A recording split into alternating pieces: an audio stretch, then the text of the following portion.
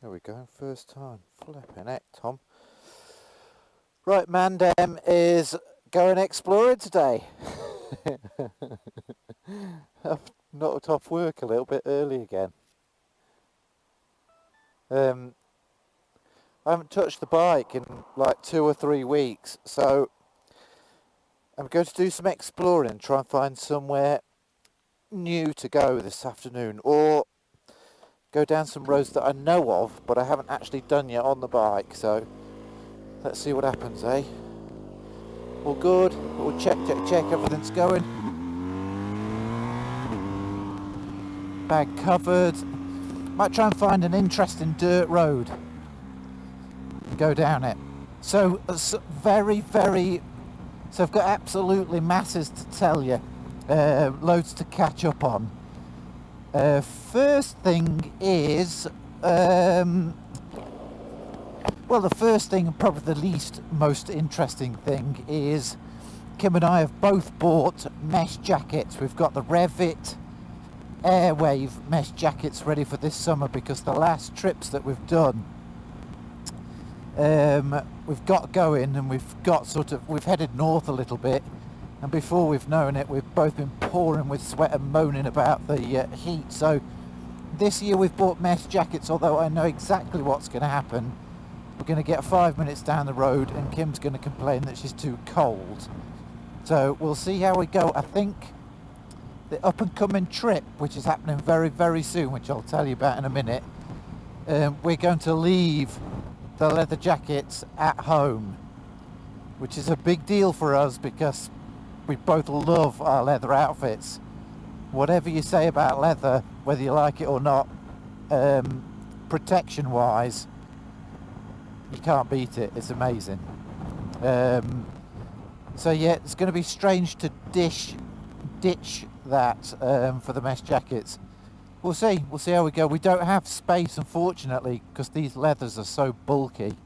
We don't have space to put them in the luggage just in case, but maybe we'll sneak Kim's in. We'll see. Woo. Love this bit of road. Not only is it stunningly beautiful, it's just awesome fun. Woohoo! What a day. Very, very, very windy today. Hopefully you can hear me alright, but very windy. So the other thing is, as well as the mesh jackets, we've booked our accommodation for the first 10 days. Accommodation is booked for our summer trip. So for those of you that don't know, and those of you that might be a bit newer to the channel, every summer, which is our Christmas here, we go away for at least 2 weeks. It's usually 2 weeks. Worst case scenario, I think the worst we ever did was like 9 or 10 days, but usually 2 weeks. And this year we're going to try and go for a month.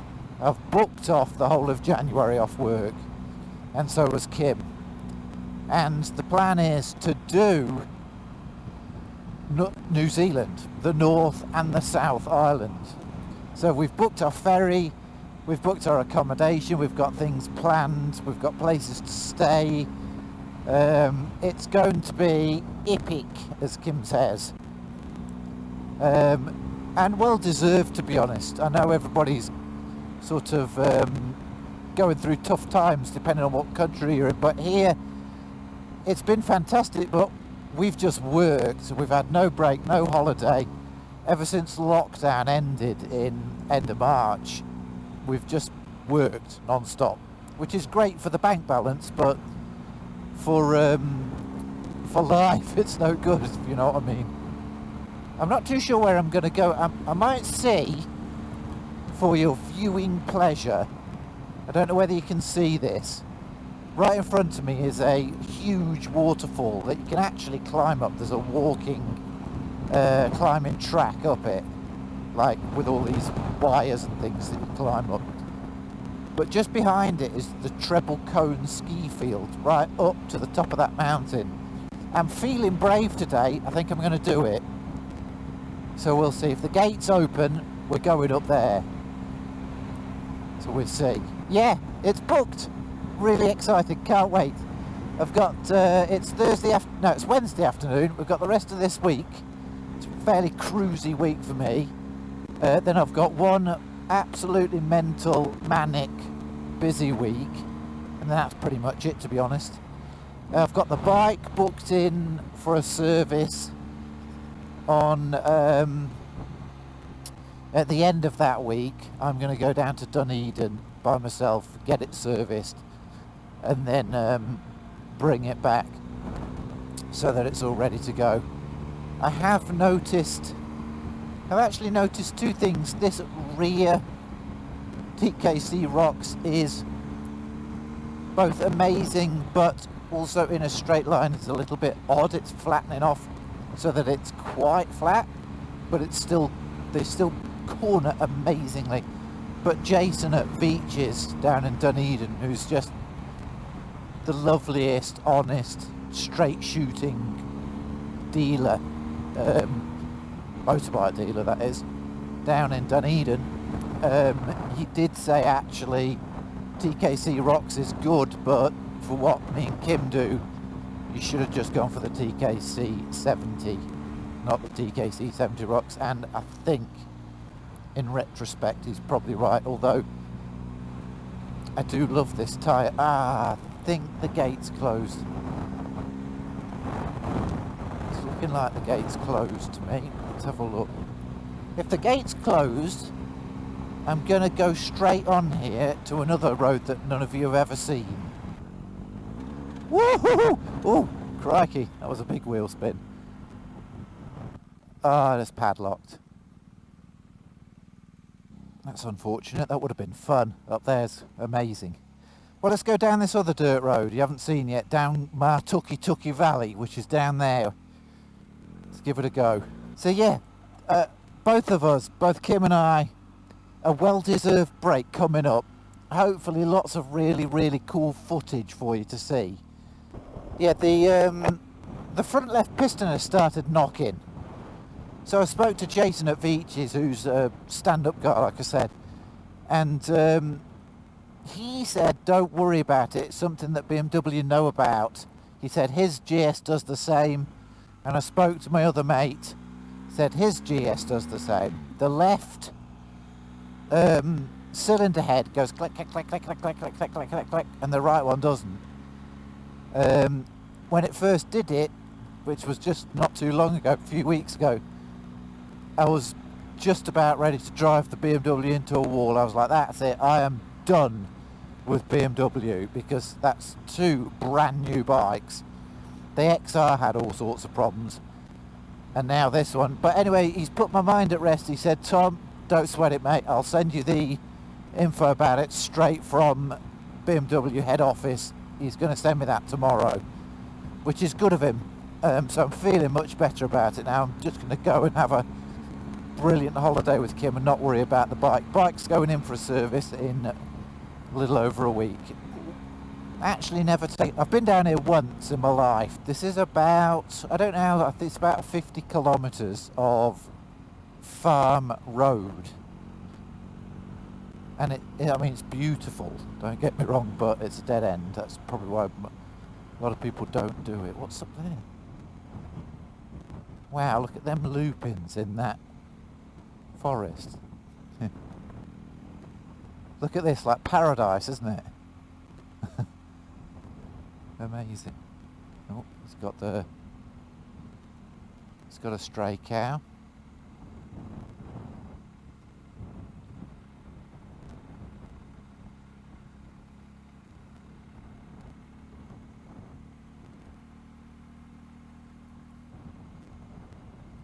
If you keep going down this road, eventually you get to the Rob Roy Glacier, which we might get a peek of the glacier, we'll see. Woohoo! Yeah, my love-hate relationship with the GS, seriously, it does my head in.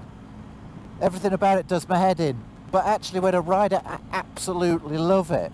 So I don't quite understand what the problem is I've got with it, to be honest, but It's brilliant. I'm just a weirdo. This road usually is full of tourists going to the glacier at the end. And of course there's no tourists here, so it's perfect time to give it a go. Oh, look at the wind. Woohoo! Oh, there's a massive truck coming. What do you reckon to this, folks? Isn't it amazing? Yeah, this is called the Tuki Valley, which takes you to Rob Roy Glacier. I'll see if... I'm not sure you can get to the glacier, but I think we can see some of it, I think. I think you can also see Mount Aspiring, which is incredible. So, bear with me. Like I said, I've only done this once before. Bear with me. Hopefully I'm not fibbing and I can see Mount Aspiring and the glacier.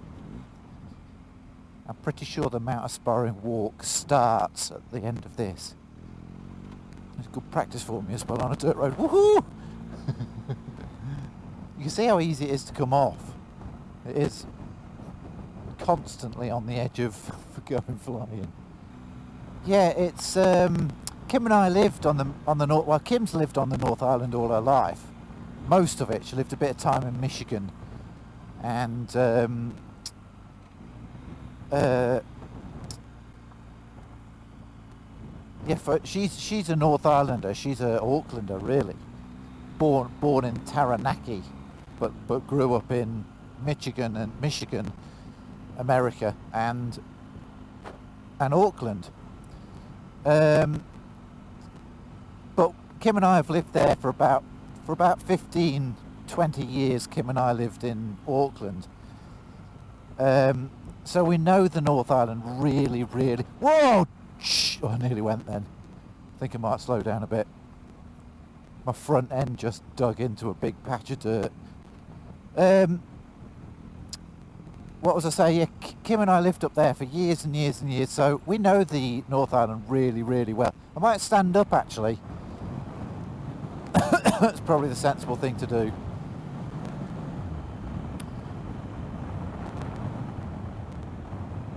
Isn't this brilliant? I feel very, very lucky to be alive and living here. Anyway, my point is that we know the area really, really well, and we haven't been there ever since we moved here. We've never been back. So it's going to be really, like, reminiscing. Come on, calves.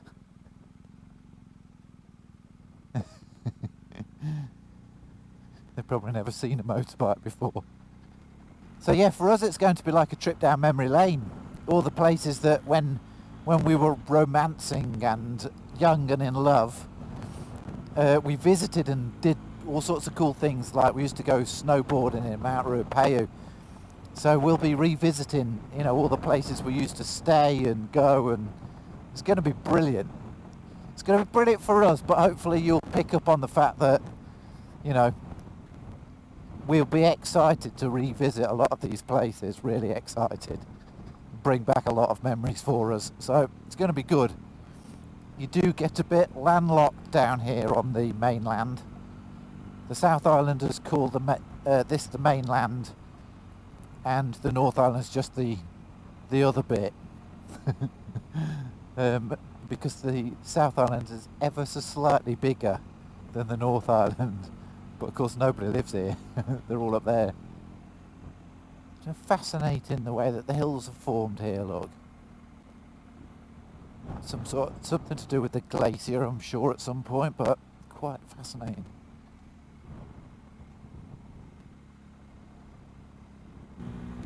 It's a bit grey up ahead. I'll keep going. I'll see if I think just round this corner you can see Mount Aspiring. I hope so anyway, although it looks like it might be in a load of clouds. What a spot.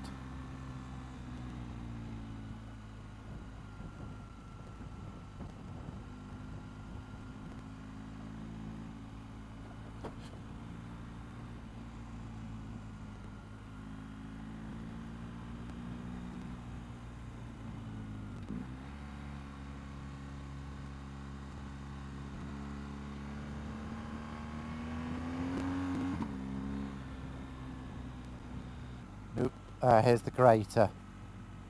Now, depending on what's on the other side of that crater is whether I turn around or not, because there's a good chance it's 3 inches deep.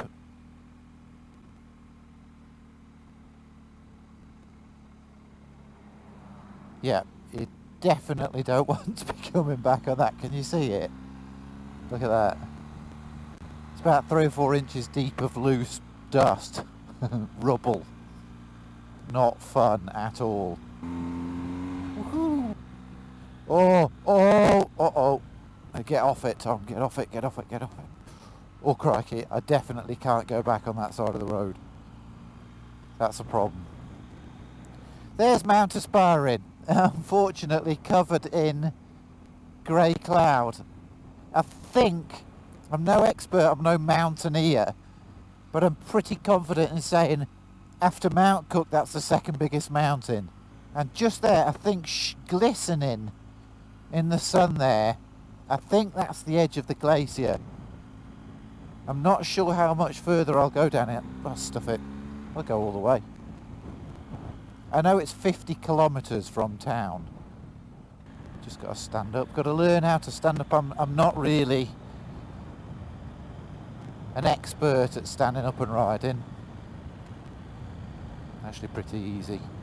Yeah, I can definitely feel that the centre of gravity is much lower down and the bike is squirreling all over the place. This is fast turning into a very, very loose, very gravelly, loose road. A lot of the English people watching, my English friends, won't appreciate a freshly grated road. It's awful. It is definitely a New Zealand thing. I think 20 to 25% of the roads in New Zealand are what they call, these are called metal roads. Don't ask me why, I have no idea, but they call them metal. For an English person it's a gravel road, but for a Kiwi it's a metal road. That must be Mount Aspiring. Wow. I must look it up on the map. Mount Aspiring is huge, absolutely massive, and it is proper in the middle of nowhere. Wow, it's just something else. There is a car park at the end of this, what they call a DOC car park, the Department of Conversation, Department of Conservation car park at the end. Oh, we're about to go through a river.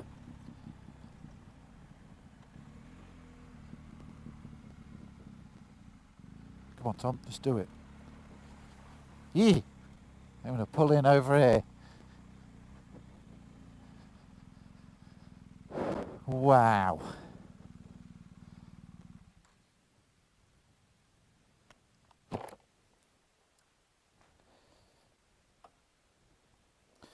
What a place. I'm going to see if I can get a snap. If we're really lucky, this will blow over. Famous last words. Let's hope I'm not stuck here. Don't get stuck, Mr. Tom.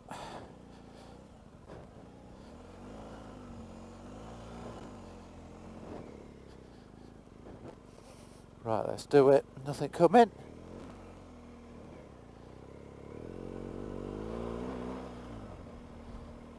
Into the unknown. I can't remember this bit at all. I think the last time I came down here was 2003. Ooh, look at the lupins. No, they're foxgloves. Wow. Aren't they beautiful?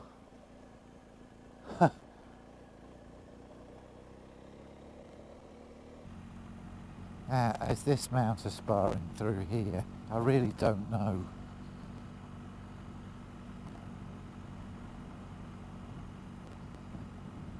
I know we're in the Southern Alps now, that's for sure. It's interesting, most alpine places in the world are full of roads and things to do and places to see and restaurants and cable cars. Not in New Zealand, it's empty.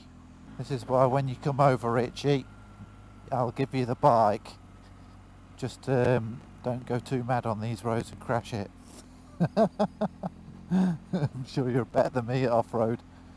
I was looking actually, a subscriber, Linda, who's been subscribed for as long as I can remember, since the start, said to me, Tom, I'm thinking of shipping a bike over, and I said, don't, Linda, just rent one.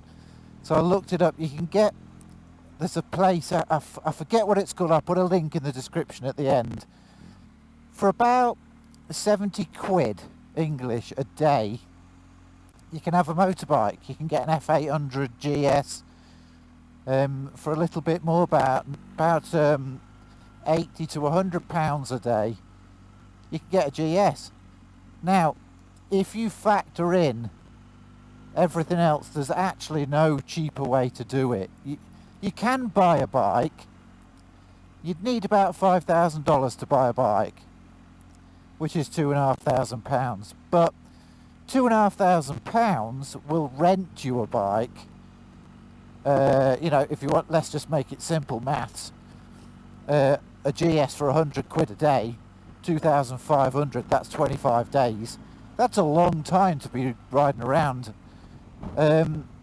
So, you know, all up, let's say you paid £1,000 to get it, and £2,500 for your bike for a month. It's not crazy money. Like, it's an expensive holiday, but it's not crazy, especially if you tent. If you went round and tented, it'd be pretty damn cheap. Right, let's see what's going on here. Yeah, Linda, if you're watching, I would rent one, mate, if I was you. Don't you? It'd take you 6 months to get your bike shipped here and 6 months to get it back, and it'd probably cost you thousands.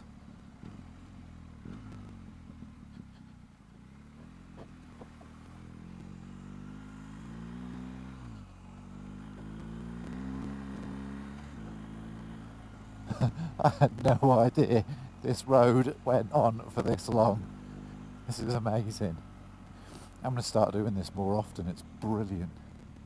Yeah, definitely feeling more comfortable sort of pushing down on my left peg or my right peg and just sort of rolling the bike from side to side. Woohoo! Yeah! Flipping brilliant. I'll sit down and wipe my screen. Look at that. It's paradise. Isn't that amazing? I'll have to have a drink of water of the glacial. Wow.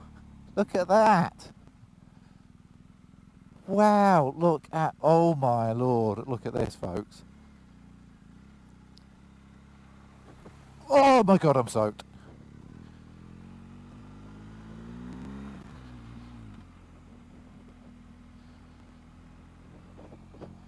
This was definitely worth the effort.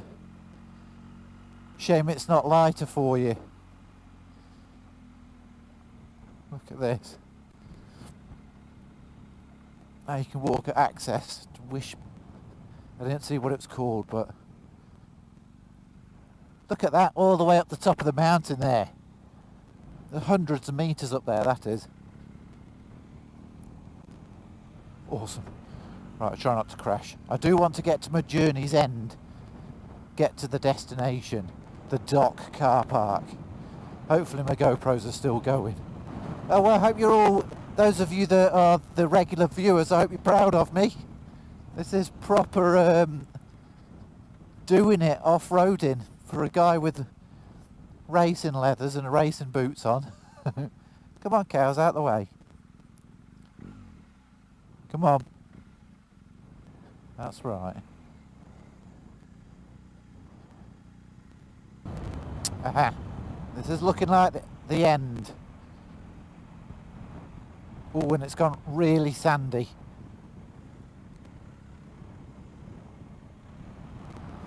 Yeah, he's so much more agile stood up. Absolutely amazing. I feel like I'm on a mountain bike or something.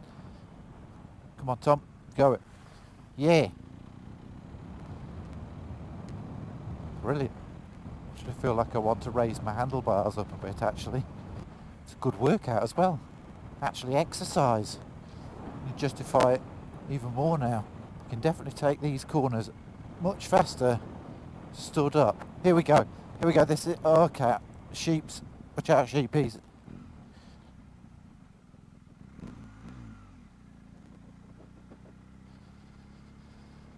I feel like I'm heading into Mordor.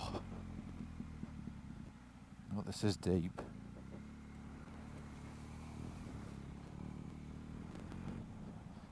Right, that's the dock car park. Public road ends. Here we go. You can't quite see, but I'm pretty... Well, you can't see because of the cloud, but that right there, right through there is Mount Aspiring. And just you walk round this corner there is the Rob Roy Glacier. What a shame you couldn't see it. Oh well, a hell of a lot of fun getting it. Oh, look at that absolutely beautiful little yellow bird. Can you see it? I'll see if I can zoom in. What on earth is that? Gorgeous. Wow, can you see that? Look at that. Let me stop and zoom in on that. Wow. You see, normally, well, when I say normally, when I was here in 2003, you couldn't get a car park here. And tourism has only got more since 2003. But of course now, it's empty. And there's nothing stopping you just walking straight up there. Just going exploring. Perfectly legal and okay to do so.